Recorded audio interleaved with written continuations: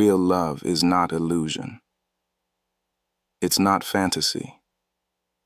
It's not blind passion that ignores red flags and calls it destiny. Real love is clarity. It sees clearly, chooses freely, and works consistently.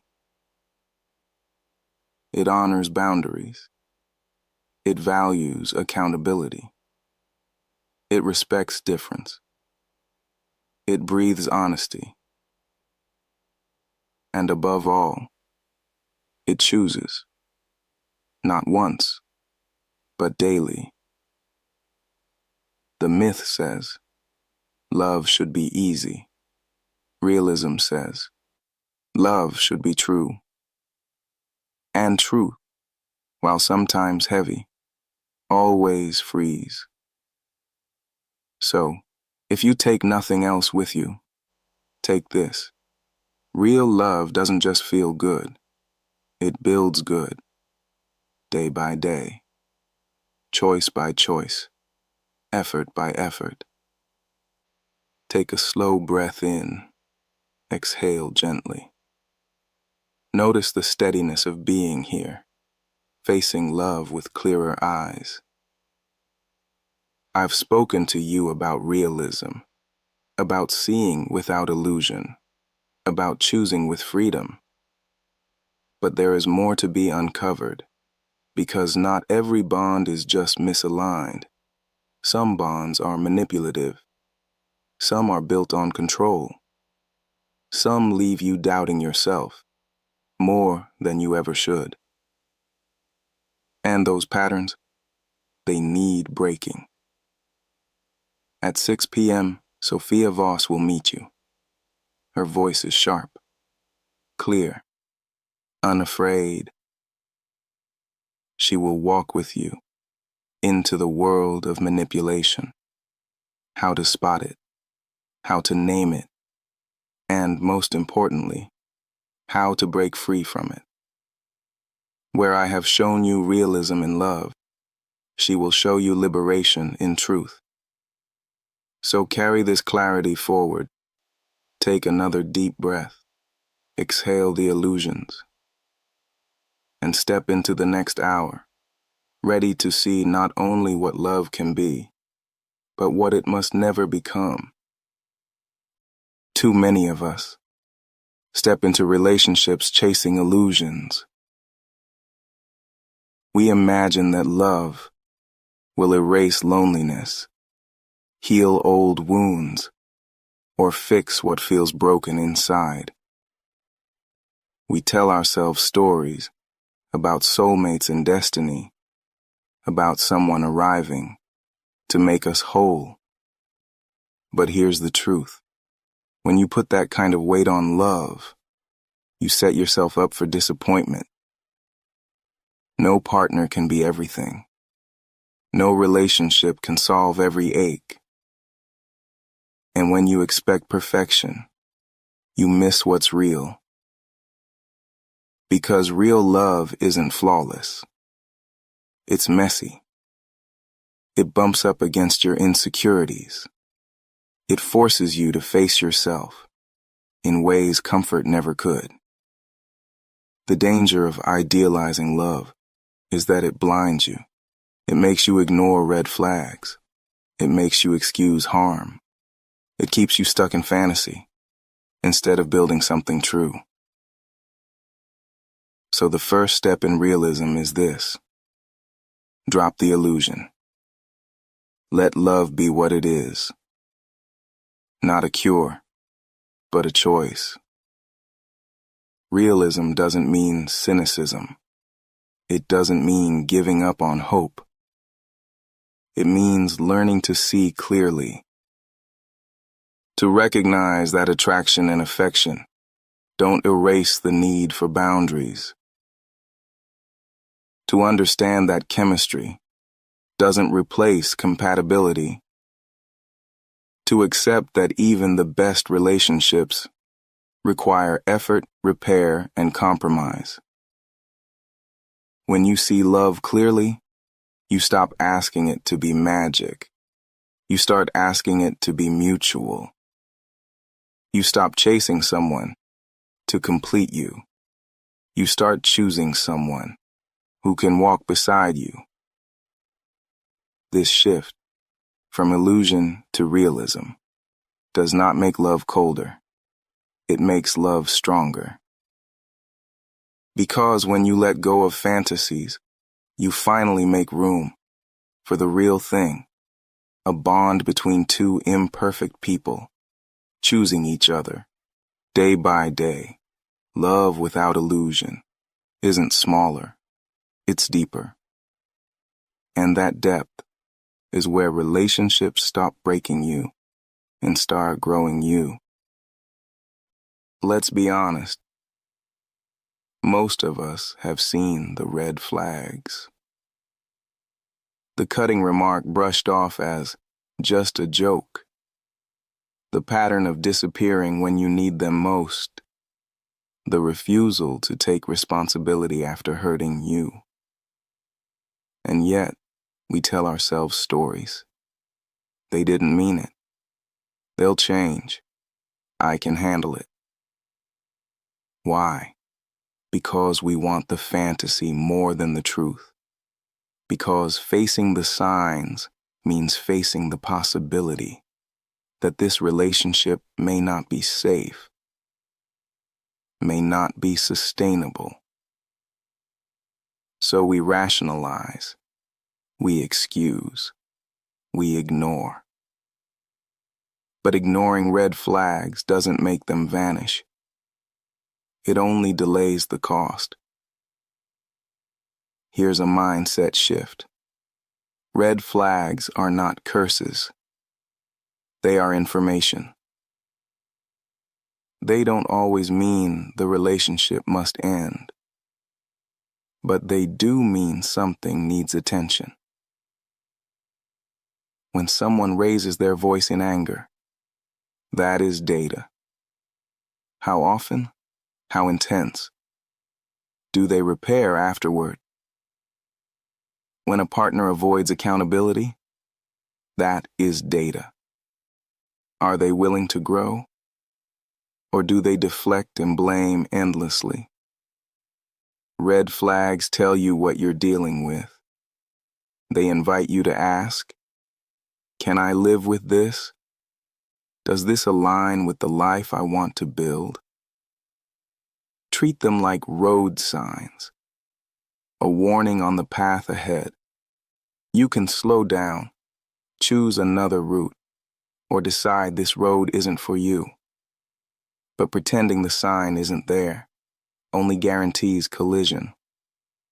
Self-respect means trusting your perception, believing what you see, not just what you wish to see. Because love without realism isn't love. It's denial. And denial will cost you far more than the truth ever could. Too many people believe that boundaries kill romance. They worry that saying no means rejection, that drawing a line will push someone away. So they bend, they accommodate, they abandon themselves in the name of love. But here's the truth. Love without boundaries isn't love. It's enmeshment. It's a tangle where one person shrinks so the other can stretch. Boundaries are not walls. They are guardrails. They keep the road safe. They prevent crashes. They make sure two people can move forward side by side without destroying each other in the process. When you set a boundary, you're not saying, I don't want you. You're saying, I want us to meet in a way that protects both of us. That's not distance. That's respect. Think about it. If you never rest, if you always give, If you silence your needs to keep the peace, resentment builds. And resentment is what truly kills passion, not honesty, not limits. Boundaries preserve desire because they preserve respect. When two people know where the lines are, they can relax. They can trust the space. They can risk being vulnerable without fear of being trampled. It's like tending a fire.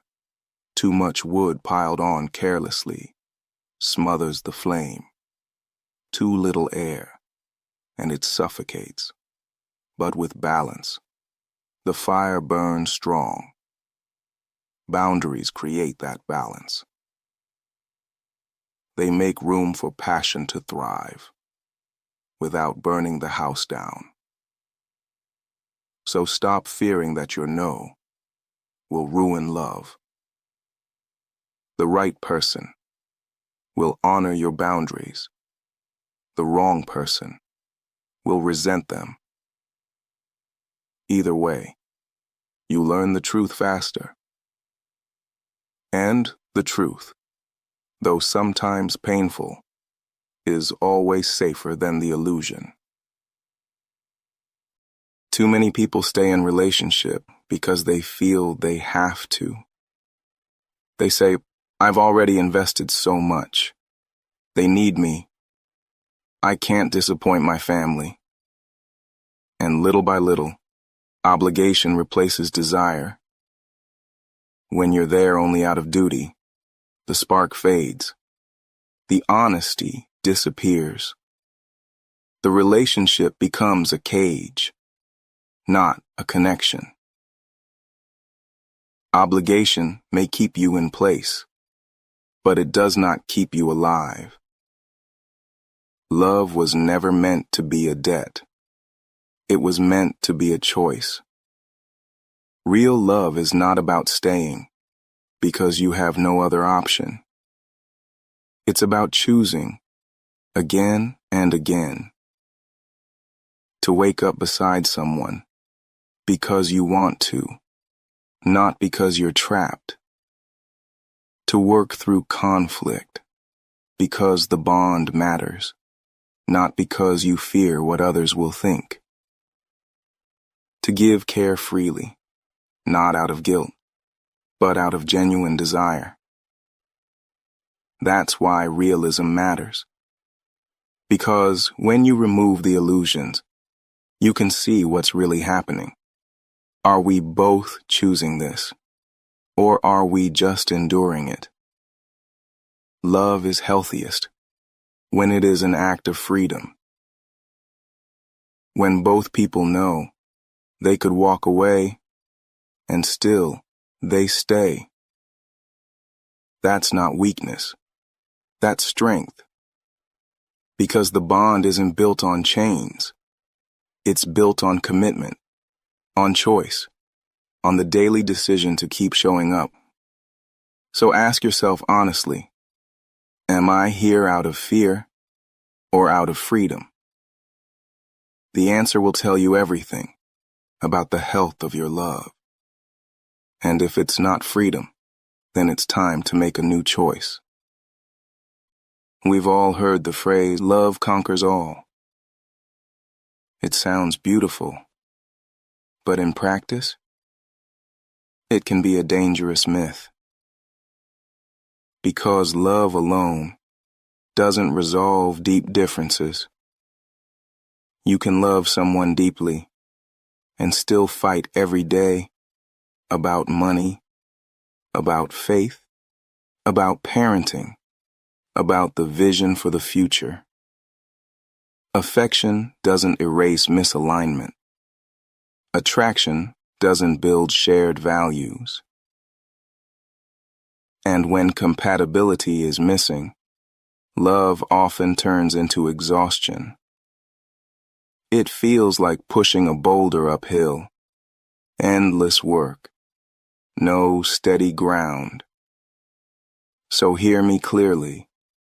Love matters, yes, but compatibility determines whether that love can actually last.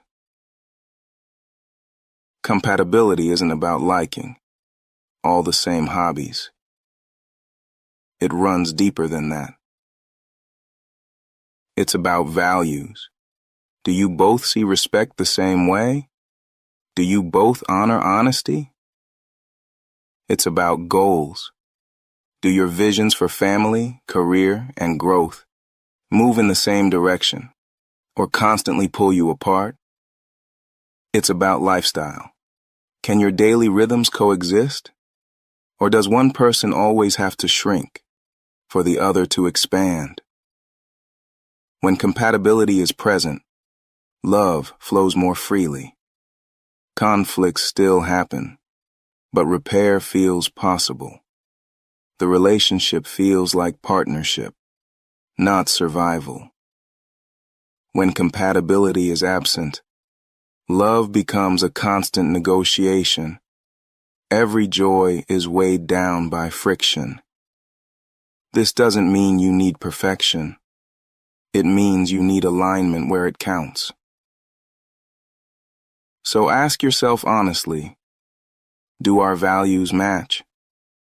Do our futures align? Can we build together without breaking ourselves apart? Because love without compatibility can spark a story, but it rarely sustains a life. And realism says, choose someone whose presence feels like partnership, not just passion. That's the foundation that lets love endure. In too many relationships, harm happens.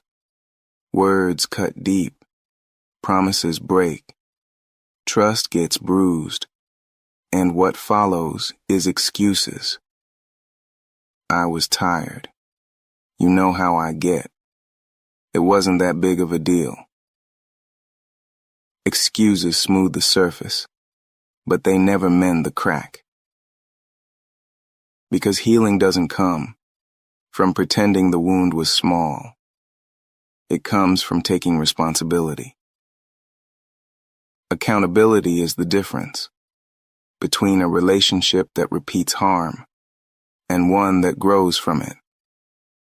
When someone refuses to own their actions, what they're really saying is, my comfort matters more than your pain, and that is not love. Accountability isn't just saying, sorry.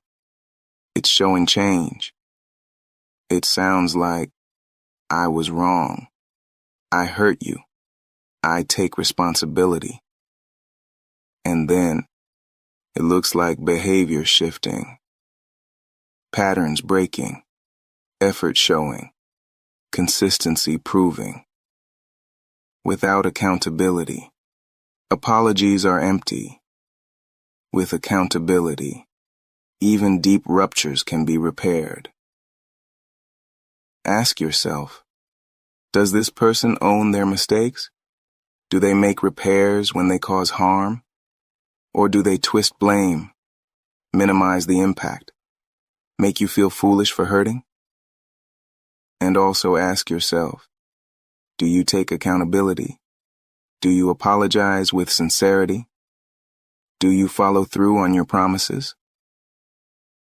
Because relationships thrive when both sides commit to responsibility. Accountability builds trust. It shows respect. It proves the bond is strong enough to hold the truth. And without it, there is no foundation, only illusion. So remember this, accountability is not optional. It is non-negotiable. Because love without accountability isn't safe. And love without safety cannot last. Too many people think that being in love means being identical.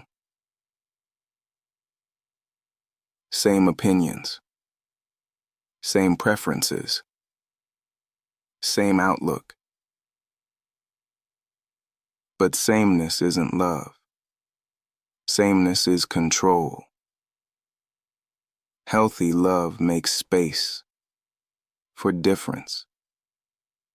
Different tastes in music, different ways of unwinding, different backgrounds, different perspectives. The danger comes when difference is treated like threat. When one person says, "Be more like me, or I won't feel safe," that is not love. That is fear disguised as closeness. Real love says, "I can stay myself while letting you be yourself too."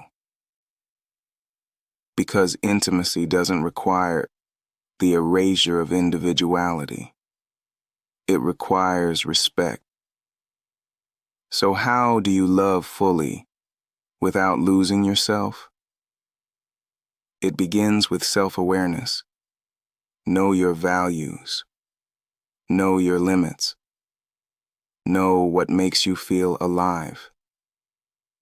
Then, as you enter relationship, you hold those things steady, not as a wall, but as a compass. This allows you to engage differences with curiosity instead of fear. Your partner prefers silence. You prefer conversation? That's not a crisis. That's an invitation to balance. Your partner comes from a different culture. You from another? That's not a threat. That's an opportunity for richness. But here's the key. Respecting difference cannot mean erasing yourself. If you abandon your voice, if you constantly shrink to fit, the relationship may survive, but you won't. The strongest love is built not on sameness, but on wholeness. Two people, standing fully in themselves, choosing to meet in the middle. That kind of love doesn't suffocate. It strengthens. It doesn't erase. It expands. So remember, love doesn't mean sameness. It means respect. And respect allows both of you to stay whole. Love without honesty is like a house without air. It may stand for a while, but inside, everything suffocates. When you hide your feelings to keep the peace, when you swallow your disappointments to avoid conflict, when you lie by omission to protect an image, the relationship starves. Because intimacy isn't built on what's hidden. It's built on what's spoken. Realism means this. Love can't be healthy if it lives on half-truths. Yes, honesty can be uncomfortable. Yes, it can lead to hard conversations. But dishonesty, that will destroy trust quietly, slowly, completely. So hear me clearly. If you want real love, you must risk real truth. Now, honesty doesn't mean brutality. Too many people confuse just being honest with cruelty. Real honesty is paired with care. It tells the truth without tearing the other person down. It sounds like, "I felt hurt when this happened," not, "You always ruin everything." It sounds like, "I need more time for myself," not, "You're too demanding." Notice the difference. Both are truthful, but one invites repair. The other only invites defense. Honesty is not about venting every impulse. It is about revealing the real with clarity and respect. This is the realism of love, to be known as you are, and to allow the other to be known fully too. Anything less is performance, and performance can't sustain intimacy. So practice honesty, not reckless words, but careful truth. Because only when the air is clear can love breathe deeply and last. We've been sold a lie that real love should feel effortless. Movies show couples locked in passion, never arguing, never struggling, never working. But anyone who's been in love knows the truth. Effort is not a sign something is wrong. Effort is a sign you value what you have. When people expect ease forever, they give up the moment work begins. They say, if it's hard, it must not be right. But the reality is, all relationships require tending. Not constant strain, not endless sacrifice, but care, attention, repair. Love left unattended withers. So, if you expect love to last, expect to work. Think about the things you value most. Your craft, your health, your dreams. You invest time, energy, focus. You water them. You maintain them. Why would love be any different? Effort in love isn't drudgery. It's devotion. It's listening when you'd rather tune out. It's apologizing when pride burns. It's showing up with presence, again and again. Effort says, this matters, you matter, we matter. And here's the key. Effort is mutual. If one person is carrying all of it, that's imbalance, not partnership. Healthy love feels like two hands, working the same soil, planting, watering, pruning together. It may not always be glamorous. It may not always be easy. But it is what turns fleeting passion into enduring partnership. So drop the myth of effortless love. Embrace the truth of chosen effort. Because in love, effort is not a burden. It's the proof of care. And it's the practice that keeps love alive.